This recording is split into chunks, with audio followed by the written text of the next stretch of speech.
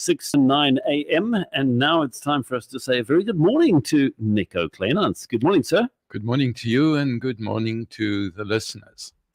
If I were to summarize what the main lesson I've learned in my postgrad studies, it was to look at trends and to try and analyze and understand what those trends are. And I think particularly for those of us who are in business, it's critical that we understand how those trends will affect the way we do things. Now, with that in mind, I want to talk about travel and the funding of travel. Now, when I traveled overseas in the olden days, I had to book my ticket, and then I had to take the ticket to the visa office of the country I wished to visit, and then I applied for my visa. And once that was done, I had to go to the bank and then buy my traveler's checks. That had to be done. It had to be done in that order.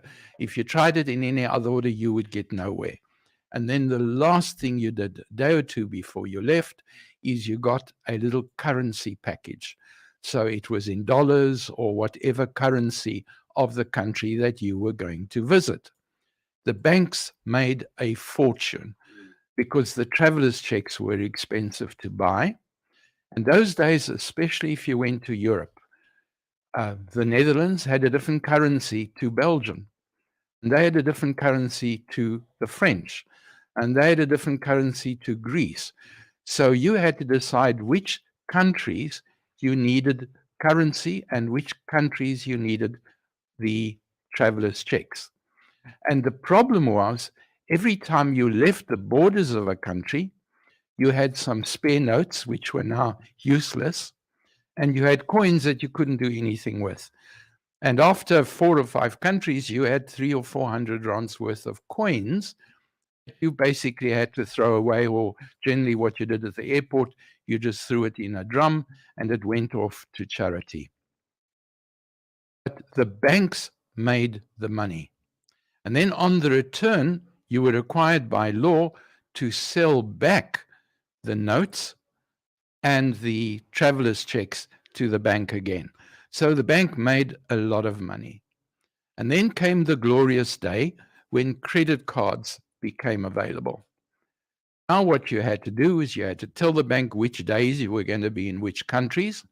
They would open up the credit cards to those countries, and they would always ask whether they should increase the limit on your credit card. And that was very important that they do that. And so when you then got to Dubai on your way somewhere, and you needed to get that cappuccino, you presented your credit card, and you enjoyed the cappuccino. And then a week later, you realize that that cappuccino cost you 600 rand, because when you paid for it in a foreign currency, and you had no idea of what the conversion rate was going to be. And so you got ripped off again. The credit card didn't give you all that much protection. Today, we have a thing called a global debit card. And that's what I use when I travel. You get these from a bank. It doesn't have to be your own bank. And you can put currency into that at any time you want to. You can get global debit cards in 9 or 10 different countries. And when the currency, the rand exchange rate, is as strong as it is now, you can buy the foreign currency and store it for when you need to travel. And you can save a lot of money. And why that is important is because a lot of countries in Europe are now going to what we call cashless. And if you don't have these debit cards, you can't travel. So in our last travel for university, the Zimbabwean students were in serious trouble. They couldn't get on a bus because the buses didn't want money. They wanted you to tap to pay for your ticket. And they couldn't use the Zimbabwean bank cards to tap. If you want to get onto a train, you can't pay with cash. You've got to pay with a debit card. Also with these debit cards, there are no fees attached. So if it says €10, €10 is going to be deducted off your card. It gives you far more protection than you had before. The exchange rate is set at the time you bought the currency, and so your credit card is protected.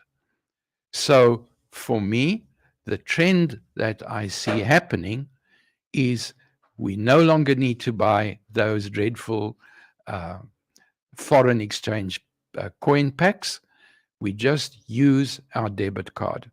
So if you're going off to Germany for the October festival that happens every 10 years, this is the time you should be buying your euros. If you're going off to one of the trips off to Israel, and I notice there are quite a few tours going this year, this is the time you should be buying, because the cost of buying that foreign exchange today is about 12% less than you would normally pay. So we are going to a cashless society. There are benefits for you. You can't lose what isn't in reality, and that trend is likely to continue. Have a good trip. Thank you so much, Nico. Great advice as always. We appreciate your time.